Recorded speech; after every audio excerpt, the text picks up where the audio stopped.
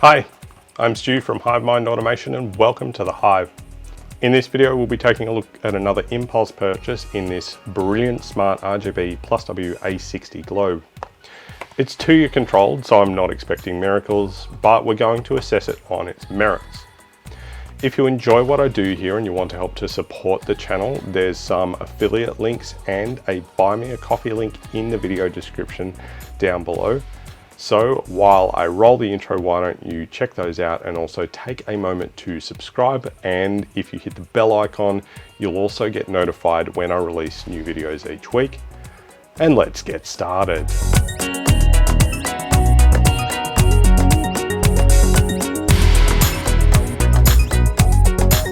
So at the beginning of the Smart Powerboard series, I went and spent a bunch of money to go and get power boards for that series. And when I picked up the brilliant Smart Powerboard from Officeworks, I also picked up this brilliant smart Wi-Fi LED RGB+W globe for $9.88 on special. The regular price at Officeworks seems to be $14.95, and that makes it by far the cheapest smart globe I've tested to date. So I'm not sure how hopeful I should be. Being brilliant smart, I know that it's going to be Tuya, so there's that to worry about. Now, at the time that I picked this up, they only had the E27 model, but it seems that they now have B22 globes as well.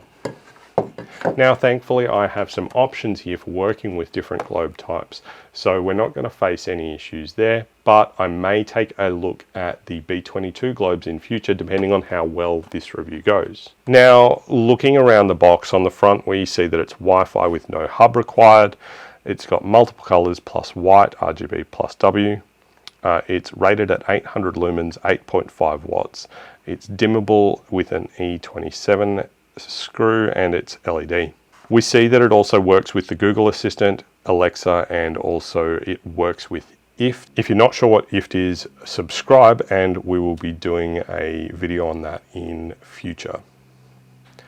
Now, there's not much to say about the other sides of the box except for this one where we have a features list. Create scenes to enable one key control to automate your smart devices. That seems interesting. And we've also got the dimensions here. It's 112 millimeters by 60 millimeters. So that's all there really is to talk about on the box. So let's get it out of the box. So as we open the box, we've got a kind of cardboard stabilizer here. We've got a quick start guide tucked down the side, and we've got the globe itself. Now, the material quality feels a little bit on the cheap side, if I'm being honest. For the price point, it's fine, but it doesn't really fill me with a load of confidence in comparison to even something like the IKEA trad-free globes. So I can't say that I really expect this globe to last a particularly long time. Now, speaking of globes lasting a particularly long time, I do believe the globe in this lamp here behind me has died.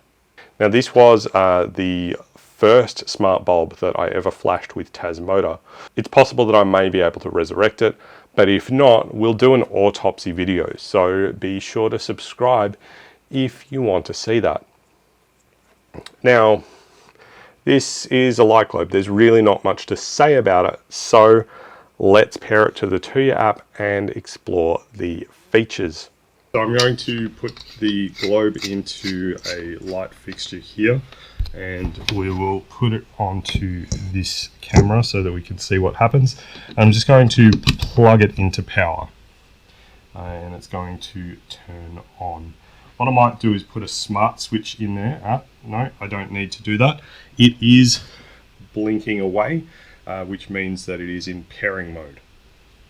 So I'm going to open up the Tuya Smart app on my phone, and it's asking for some permissions. I'm just going to click go to app, and straight away it's actually discovered that we've got a brilliant RGB plus 3000 a light bulb to add. So I'm going to tap on add.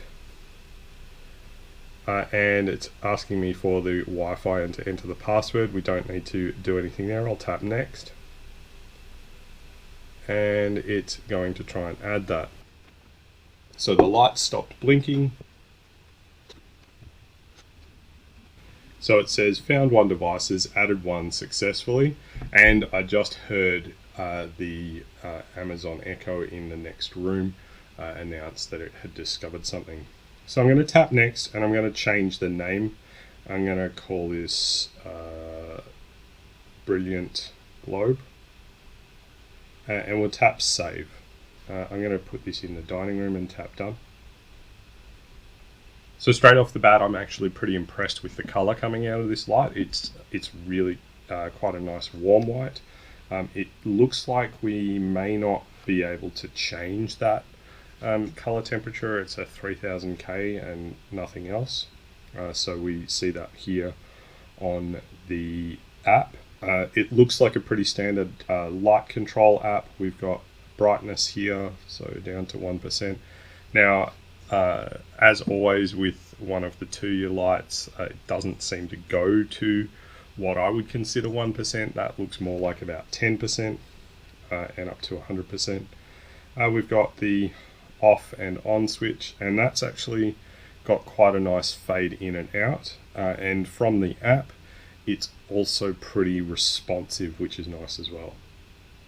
We've got our timer function here. We've got a schedule function here. This is nothing new to the Tuya Smart app. On our color section here, straight away it's gone to a red. The color reproduction looks pretty good there. We'll go to a green. Again, color looks good, and a blue. And we can cycle through some of these. Again, we've got a brightness slider, and we've also got a saturation slider. So we can slide that down and we get this kind of bluey white. If I go back over to say a pinky red and do the same thing, we go back to a bluey white as well. So you can produce a cooler white by using the color. The white function does seem a fair bit brighter than any of the color functions, so that's worth noting. And the last thing on here is we've got scenes.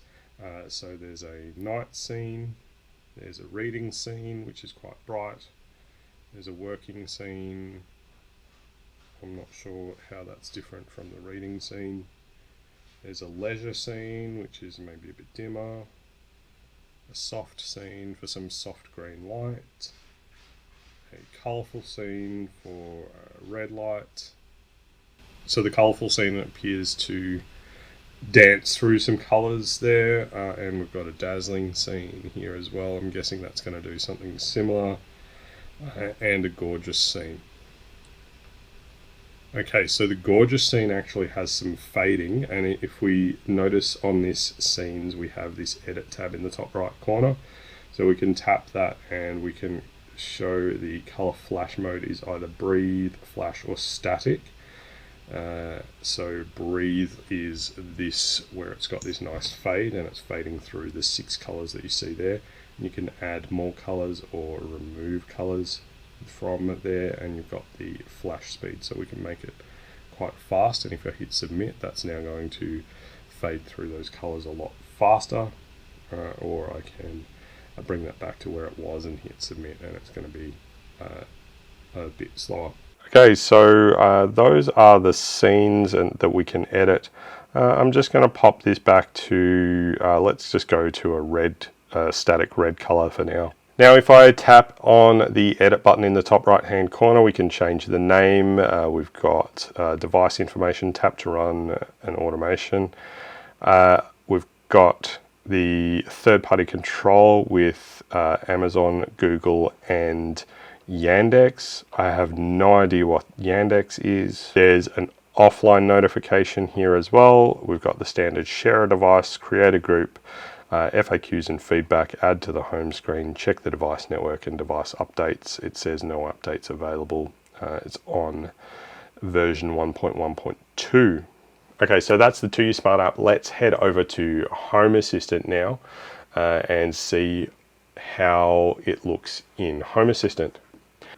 So as always with Home Assistant, I'm going to go to configuration and I'm going to go to devices and services, and we want to be on the integrations tab here, and I'm going to find my Tuya, and we see 15 devices, 47 entities. I'll click the 3-dot stack and hit reload. This takes a couple of moments to reload and we might see this number change. Okay, it's still 15 devices and 47 entities. That's okay. If I click the 15 devices, we might still see brilliant globe. There it is. So if I click on that, we see that it's on and it's got the red color on the icon. So if I click that and then click the controls, we have the brilliant globe.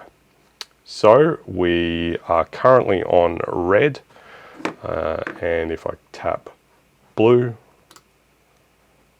it changes and it faded through that, so that's kind of nice. We'll go green. Again, it faded through to that green. We'll go to an orange, and we'll go to red, and we'll just go to this white color. This white color is a blue skewed white.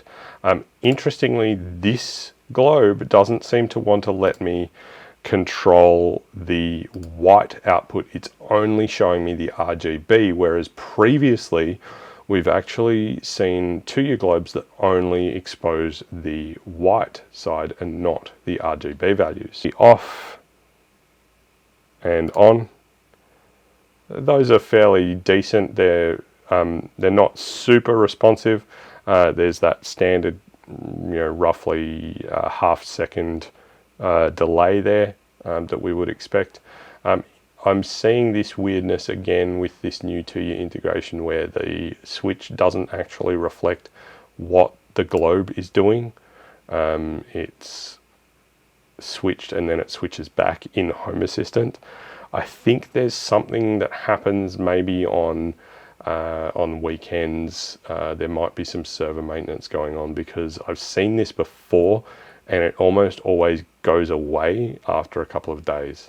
Something else I'm not seeing here is access to any of the scenes that we saw in the Tuya Smart app either. So the functionality within Home Assistant is particularly limited, but if all you wanted to do is toggle it on and off using Home Assistant, you're certainly not going to have any problems with doing that, other than the standard kind of half-second delay. So that is the Brilliant Smart Wi-Fi A60 globe with RGB and white. It is the cheapest smart globe that we've ever tested on the channel, and honestly, only time is going to tell if that's going to become a problem. If we look at some pros and cons, we've got the regular price at $15. It is cheaper than any of the other smart globes that I've seen, and especially with RGB. It's very difficult to find RGB smart globes for less than about $22. The white color is nice and bright, even if it is locked to that 3000 Kelvin, which is actually a pretty decent color temperature. It's a nice warm white. Some people like a cooler white, but I like a warmer white. The RGB output is pretty good as well. It's not super bright. It might be good in a lamp. I might not use it as a main room light though. For the cons list, that list is a little bit longer, unfortunately, and right off the bat we have the same complaint that we have with pretty much any of these cheap smart gadgets that we've reviewed in the past, and that is the Tuya Cloud. The latency of the Home Assistant integration with the Tuya Cloud is pretty distracting.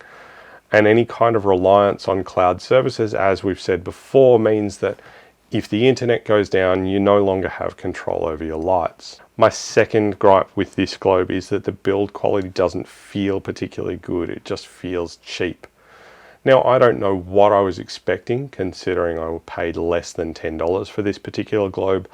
But as I've said before, it doesn't fill me with great confidence about the longevity of the unit.